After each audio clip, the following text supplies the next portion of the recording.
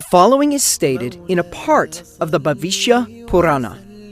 At that time, a spiritual educator known as Muhammad arose among Mlechas with his friends. So the name Muhammad is mentioned very clearly. What else? It is said that he will be a spiritual educator. Nobody has any doubts about this characteristic. Even those who do not believe in him admit that he has this characteristic. Apart from that, the term Melecha is strange. It seems very strange to say that he will come from someone other than Hindus. Why? What would Hindus have normally said if they had written it for themselves? They would have said he will come from among us, right? Let him come and strengthen us. But on the contrary, the name Muhammad is mentioned, and it is said that he will come from a foreign country. In other words, he will not be one of them is a remarkable detail. Of course, it is not the only interesting detail. There is also some other strange news. The second one is as follows.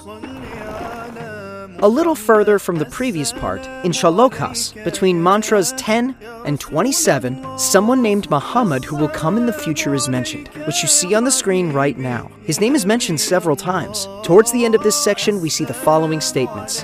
My followers will be circumcised, without braids, without beards, who will make a revolution, call to worshipping aloud, and assimilate all religions. They will eat animals without performing elaborate Hindu rituals. An extraordinary term is used in a place further on. They will be known as Musalman, and they will deny the false religion.